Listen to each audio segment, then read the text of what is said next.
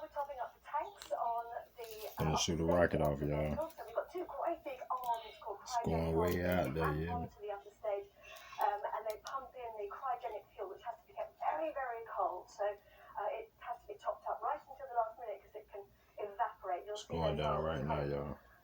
Falling away just before launch in the last couple of seconds. So up here in the Sky booth in the Mission Control Center, we have NASA's Rob Navius and the European Space Agency's Luce Fabergé. They're standing by. Hi guys, standing by to take on the commentary when we get to about 15 minutes to launch. But right now, Michelle, all the boards are green. We're go for launch. Back to you, Michelle. We'll be cutting back to Katie for the final phases of the countdown in just a little bit. So, I'm an astronomer, and this launch is a huge deal for me. I am personally really, really excited. But why is this such a big event for everyone? The Webb telescope is nothing less than humanity's next effort to move closer to understanding some of the biggest questions about the origin of our universe. And it's not just the origins of distant stars. It's deeper than that, yo. It's way deeper than that. Us, you and me, how we got here. And speaking of questions, yeah, get a good look at it, man. On whatever platform you're watching our coverage, drop your questions with the hashtag AskNASA. Later in the broadcast, we'll answer some of them live on air. This is going down right now. For anyone who's ever looked at the night sky and wondered, people all over the world are sending in their best wishes for the success of Webb. And let's look at some of them now. Pay attention. Boa sorte. Webke অনেক শুভকামনা. Veel succes, Web. بالتوفيق لويب. Como inorimasu, Web. हार्दिक शुभकामनाएं. Pete, what's going on, y'all? We're still on track for launch at 7:20 a.m. Eastern U.S. time. 2 days ago, the rocket rolled out to its launch pad in Kourou. Of course, there's already been a lot of activity at the launch site. Primary drilling procedures were completed early this morning, preparing the giant Ariane 5 rocket template. Let's watch the scene for a moment. Turn this up. I don't know if y'all can hear that. Let me turn this up a little bit. Pay attention.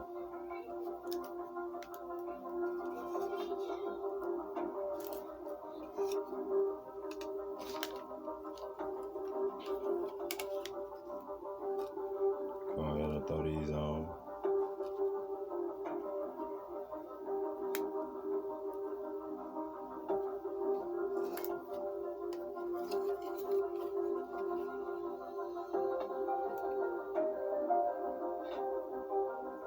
We know the world is watching. Today, humanity begins its next bold it. adventure to extend ourselves out into the cosmos. This is something we do as a whole planet, all of us together. Befitting the global importance of this initiative, let's review some of the basic facts about the observatory shared by people all over the world who are looking forward to the Webb mission. Really? The entire world is looking forward to the launch of the James Webb Space Telescope. Let's hear more from people around the globe about what makes Webb a scientific and technological marvel. Será el próximo y principal observatorio espacial para los astrónomos de todo el mundo y llevará más allá los prometedores descubrimientos del telescopio espacial Hubble. 它是一个由美国国家航空航天局、欧洲空间局和加拿大空间局开展的国际合作项目。 Ni darubini kubwa zaidi kuwahi kuwekwa angani na ina nguvu mara 100 kuliko Hubble.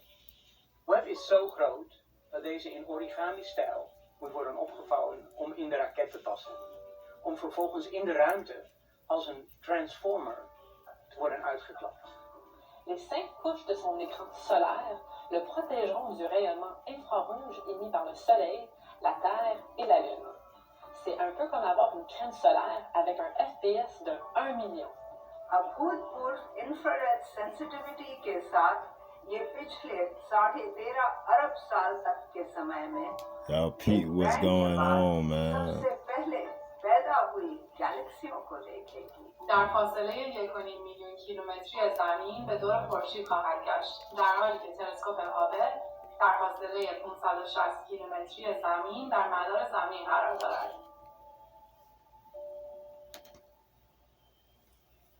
Thousands of people all over the world. Y'all don't even know what y'all just saw though.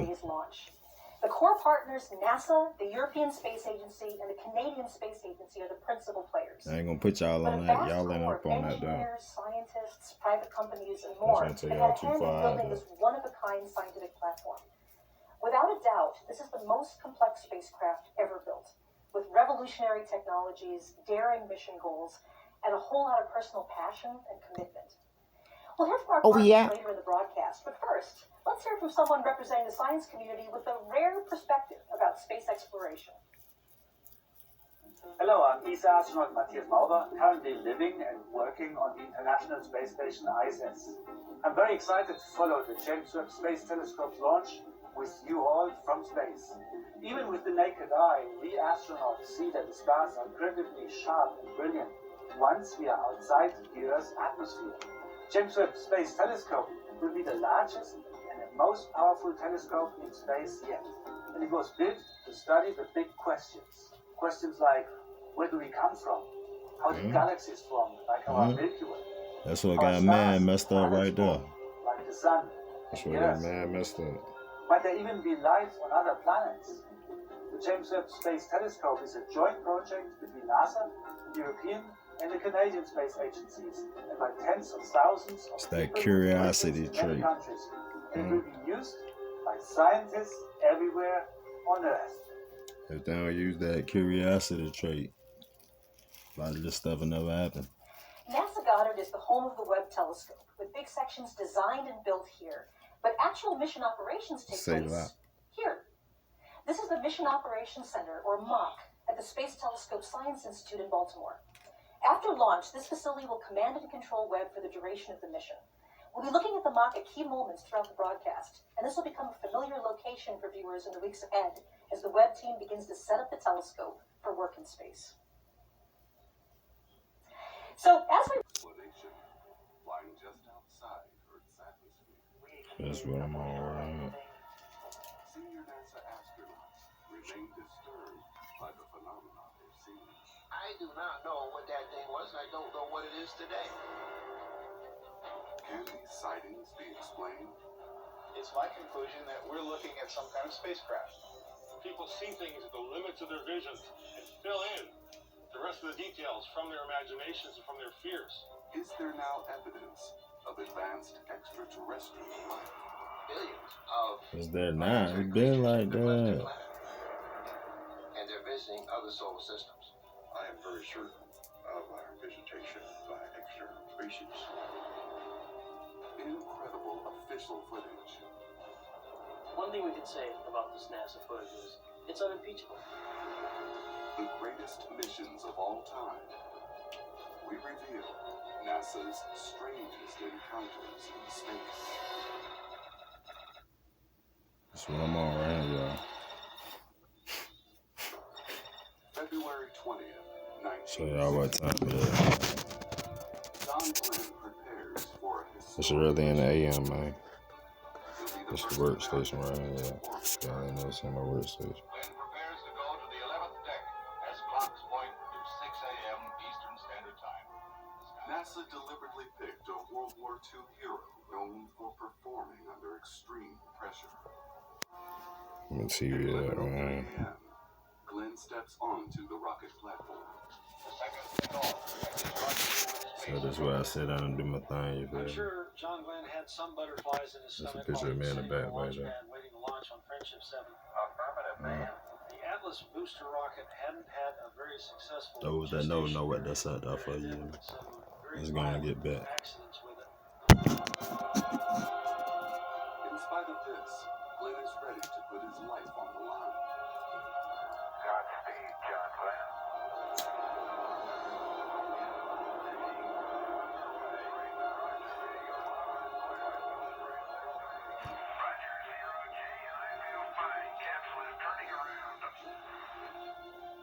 Just 5 minutes after launch, Glenn reaches orbit. Oh, that view is tremendous.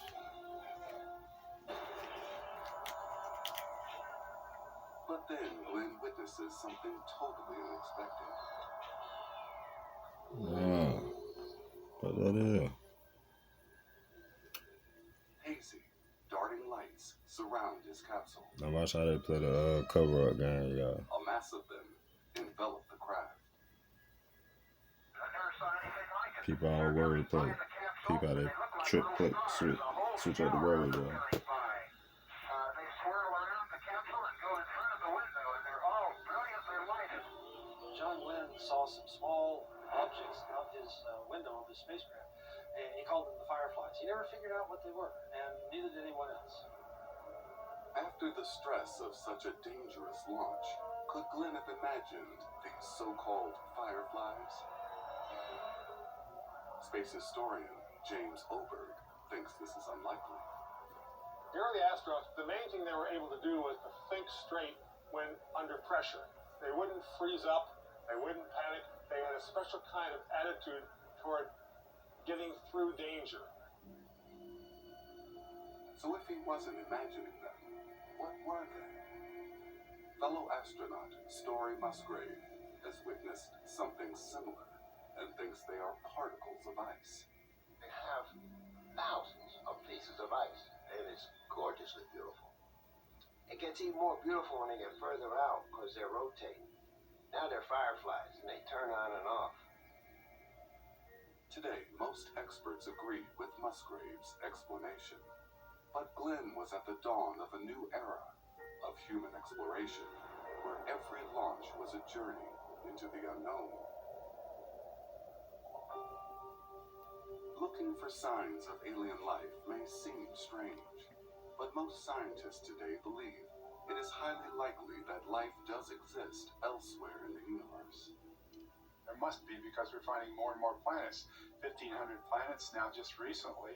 So to think that no life has evolved on those planets, that we're all alone in the universe, just is almost preposterous. It's like going back to thinking of the Earth as the center of the universe. We found life living in all sorts of environments here on Earth. We're even beginning to find planets that are sort of like the Earth. So all these signs, all these arrows are pointing in the same direction, namely that there probably is. See, man, I'm mad at early in the morning posting, you feel me? Oh, it ain't even 5 o'clock yet. That's what time it is right now, y'all. Some astronomers believe our own galaxy, the Milky Way, contains billions y'all read of that? potentially habitable planets. Now let me show y'all what the picture is. I took this picture in my room. This new app named Path. This it got some kind of crazy name to it, but it record in slow motion. Like if you hit picture, and you like gotta move the camera, move the phone, and it record it, right? So me knowing things about frequencies and whatnot, I know how things are governed to move. You feel what I'm saying? So I know there's certain things I can do with the phone, and it'll like, while it's recording, it's gonna shift the frequency, and you're gonna see like other dimensional type things. You feel me? Y'all might not understand that. Y'all might not be on that or whatnot. But I'm about the spiritual, and I was taught a lot of things about the spiritual. You feel me? As a kid. Still, you feel me? Let me show y'all what this picture is. Let me cut my light up real quick. The next day, Ed White sleeps while Gemini passes over the Pacific Ocean. Now y'all see the picture right here? Suddenly, McDivitt notices an object outside. Hold on, let me cut this light out real quick. Y'all see the picture real quick? An official communication log records McDivitt's y'all see that right here? Y'all look right here. You see that? You see that light bulb right there? It's floating in mid-air. That's the same kind of light bulb that's in the light that's on right now. It's just floating in the air. A attempt to identify I'll take a picture of it. The closest man-made object they locate is 1,200 I see miles it clearly. away.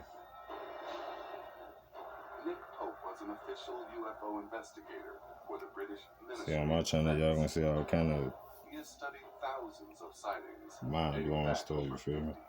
But it's all real. It's all real. I'm gonna take it there. Y'all wanna go there? I'm gonna take it there. And what NORAD was suggesting that he had actually seen. Some observers believe that the object was part of the Gemini craft. McDivitt disagrees. McDivitt still says it was not his own booster. He said he saw it, and he says it was not. Journalists speculate that McDivitt saw a secret spy satellite. We know at the time, mid-60s, that there were satellites being launched that were not announced. And it's reasonable to suspect that someone might launch a satellite and make it stealthy. So you never could be sure what was out there. But NASA confirmed no secret satellites were in the area. On June 7th, the Gemini capsule lands in the Atlantic Ocean.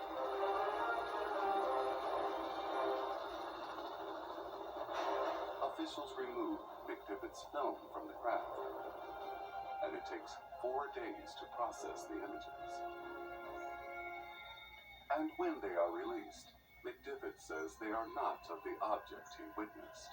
I've seen the original flight film. It's pretty clear that he did not capture what it was he was seeing there.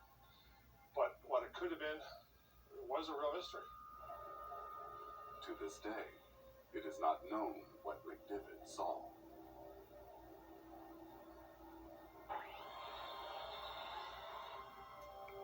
The idea behind this is very simple. You tune over as wide a range of the radio dial as you can, looking for a signal. Finding evidence of another intelligent species would change the future history of our species forever.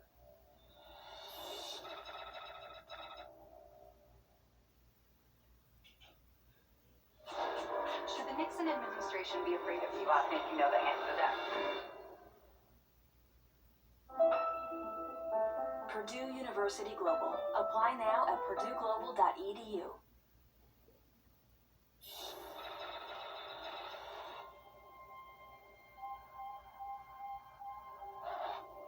Seth Shostak is senior astronomer at SETI, the search for extraterrestrial intelligence. He is one of many scientists It's all real, y'all. actively trying to It's find not no joke. alien life elsewhere in the universe. They ain't trying to find it, they already found it, you feel me? Would change the future history of our species forever. I got people in mind, shit. SETI's radio observatory is based near Lassen National Forest, California. Yeah, this is a beautiful place. I love coming up here, but it is kind of isolated. But of course, that's why it's here, right? You want to get away from what's called man-made interference. Day after day, Shostak and his colleagues scour the skies, searching for a signal from space. The idea behind this is very simple. You point these things in the direction of some nearby star system, preferably one that you know has planets, right?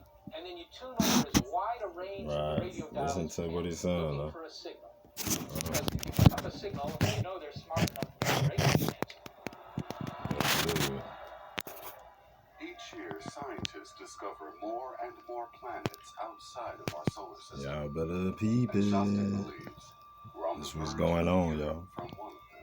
But that sound crazy. I'm very optimistic that we will book success within the next couple of decades.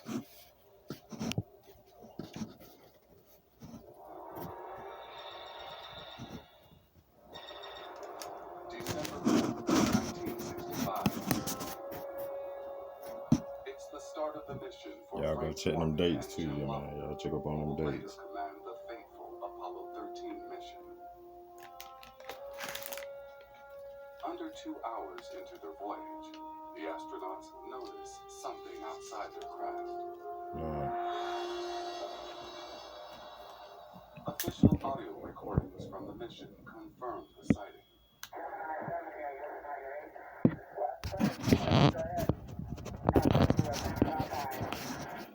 Jim Lovell, a former Navy pilot, uses the term bogey a way of describing an enemy aircraft.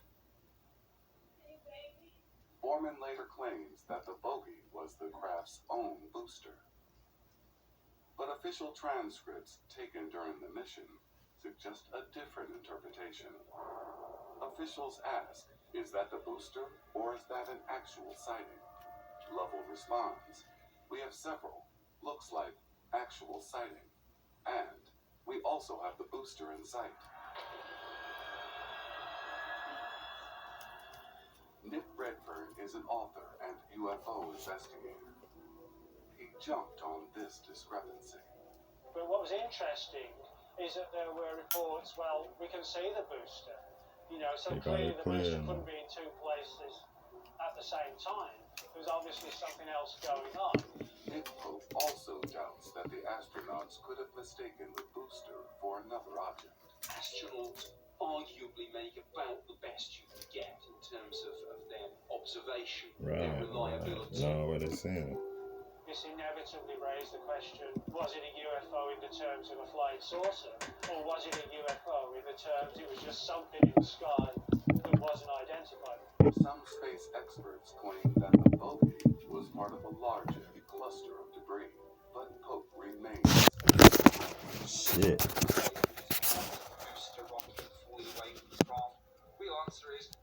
Yeah, my girl would have killed me just. No, but still got the beater hanging out. Everything deserve to live, man. Everything deserve to live. When they get tired, he'll fly away. 17th manned space mission.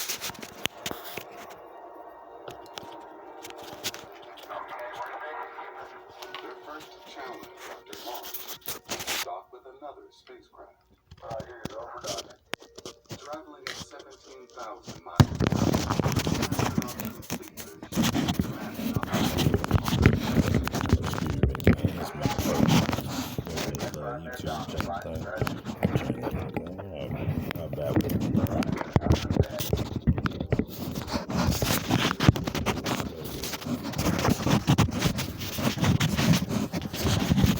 Something outside Gemini 11 that they cannot identify.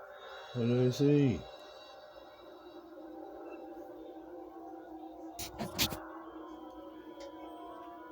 A bright object that seems to change shape before their eyes. The crew noticed something bright coming toward them. They reached for cameras, took some pictures of something going past their windows. Again, officials tried to identify the I got that on tape too. They claim that the nearest man-made object is a Russian satellite. Y'all will be seeing it. 280 miles away. Bruce Maccabee, an optical physicist for the U.S. Navy, investigated the sighting. Given the focal length of the camera used on the craft and the size of the image in the picture, he concluded it could not possibly be the Russian satellite. I did some basic calculations. The satellite must have been thousands of feet in size. Maccabee's suspicions were confirmed when he double-checked the tracking data. The satellite, it seemed, was 3,000 miles away from Gemini 11, not 280. There was a big discrepancy between what the calculation showed and the original identification. This meant that they were not seeing the Proton 3 satellite.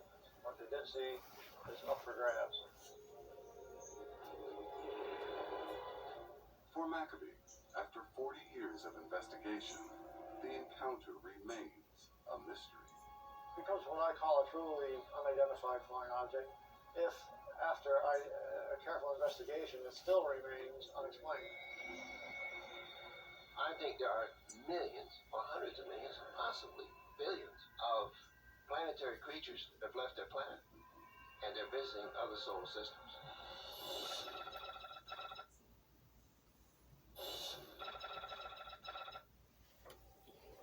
Let me ask y'all a little question, right? Would it sound crazy if everybody on Earth came from every different race on Earth came from a different planet? And Earth is the #1 planet everybody want to come to or something? Keep in mind that Is the that universe is about plausible? 3 times as old as the Earth, so we're Y'all really go ahead the and new kids on marinate the on that, block. though. Let's get back to it. If some advanced evolutionary strain got to act together, they could have been developing technology for 1 million years or 1 billion years. Our understanding of the universe is in its infancy. Some astrophysicists believe it may be possible to travel between galaxies. Space can be warped or bent, so an intense gravitational field can warp space. And if another civilization can warp space enough, they wouldn't have to travel all that distance. They could bend it and then just Y'all jump better over. listen, man. Listen. Open your ears. So I think there are That's so millions, real. or hundreds of millions, possibly billions of planetary creatures that have left their planet and they're visiting other solar systems. See? Just like I just said. Earth like the gold mine planet, you hear me? July 16, 1969. Aboard Apollo 11, Neil Armstrong, Michael Collins, and Buzz Aldrin prepare for mankind's greatest mission, to land and walk on the moon. We are still go with Apollo 11. 30 seconds. 1 million people gather at the biggest show.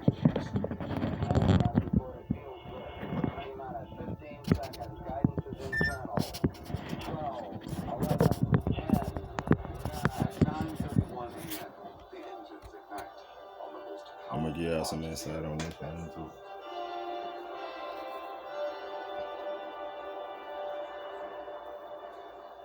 Apollo 12 astronaut Alan Bean describes the experience. The thought that ran through my head was, I hope the metal in this spaceship is strong enough to withstand this vibration. Liftoff. We have a liftoff. It is more than I ever imagined machinery could stand. It's still operating. Tower clear.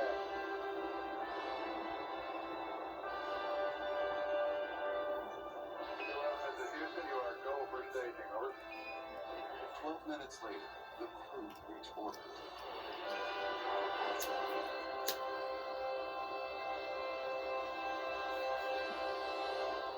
I looked for the wire that is holding this Earth up. For a second, see, you can't suddenly change from an Earthling to a spaceling. You just can't do it.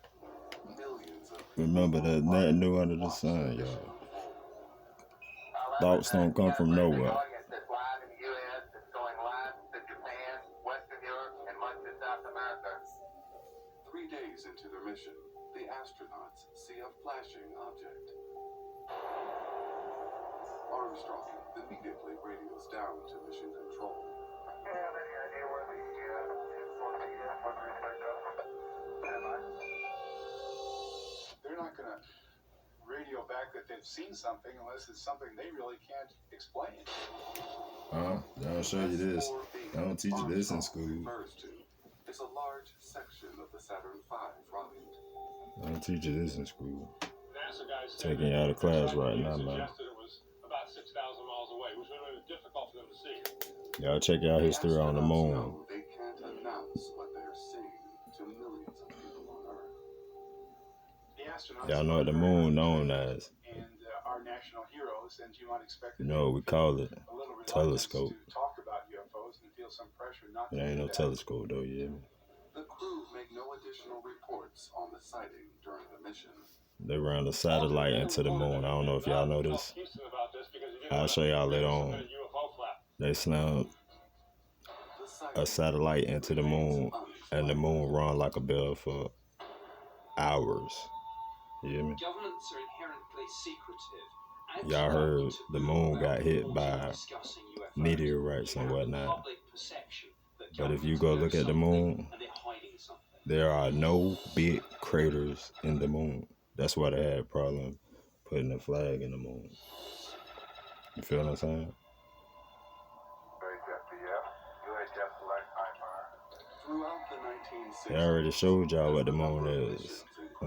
Star Wars. the number of sightings of unidentified objects. It's not more than a big spaceship, y'all. When UFO sightings It's a gigantic spaceship. And if you think I'm playing, and if you go read your Bible, you'll see it was a time before the moon. You feel me? A time before the moon. They even talk about when the moon arrived, the arriving of the moon. Y'all better wake up, man. It's weird. Further extensive study of UFOs probably cannot be justified. And I'm gonna show y'all where aliens kit the space, keep them astronauts up off of there, man. Y'all can't come back to the moon. Why you think we ain't been back yet? Why you think we changed our focus? It wasn't on that. They even killed some astronauts. Unlike the United States, the British government I'm gonna show y'all that too. I'm gonna put y'all on point. For over 50 years. Only to a certain extent, though. You feel me? Everything ain't for everybody. So I'm gonna give y'all just enough to go off of. You gotta study to show that self-approval. That's real. It's real simple right there, though. UFOs exist too, man. But there's two types of UFOs. Well, three types. You got that metal object. I can show y'all right now. I can take a picture of the clouds, and I'm gonna show y'all that too. I'm gonna send pictures of that too. If you take a picture of the cloud and you reverse the colors of the cloud and the sky, like turn the white to a different color, turn the blue to a different color, you'll see spaceships behind it. Actual fact. Go try it. And on the first one who said it, and that's copywritten information. On September 20th, pilot Jack Loosma spots something. This real game, you feel me? Red flashing light. Planting real seeds, man. This ain't that play stuff. The other channels y'all be looking at. I'm gonna take it though. You wanna go there? I'm gonna take it out. Out the wardroom window, we I don't need no books or nothing either, but I'm gonna show you. I ain't gonna lead nobody wrong. I'm gonna show you the right way. It got brighter and drifted along with us for 20 minutes or more. What? It was the brightest object we've seen. I better pay attention. Owen Garriott takes a series of photographs. The first three capture the bright light, but the fourth also captures the object's bizarre shape. One of the pictures they took was widely published because it showed I got that too, man. I'm gonna show y'all all that, man. Showtime for me, man. I ain't got no fear. The world need a martyr. You hear me? That's me. And I care. No weapon formed against me shall prosper. I have no fear, you hear me? No man, no one man. No alien. No children. No name. Ever kill me, you hear me? Destroy me, touch me. Man. Y'all rockin' with the realest right here. Y'all hear me? Oh, and then Jack pointed out it was probably a satellite, and that's what I think it was. Y'all subscribe to my channel, get notifications. Help my channel grow, you feel me? Pass the word on. You will probably never see a red-looking satellite flying by overhead. Big things about to happen, you hear me? God sent me to give y'all a message. And I'm gonna bring it, you hear me? Sometimes you're gonna have to catch it. Certain things ain't for everybody. But I'm trying to awaken who God want me to awaken, man. Much larger than anything that was in orbit. Much larger even than And that's a time that's coming pretty soon, real fast, you hear me? It's time to wake up. I ain't doing no preaching, no bullshit knowledge. It's not space junk, that doesn't change direction. It's not a meteor, they don't change direction. It's my conclusion that we're looking at some kind of spacecraft.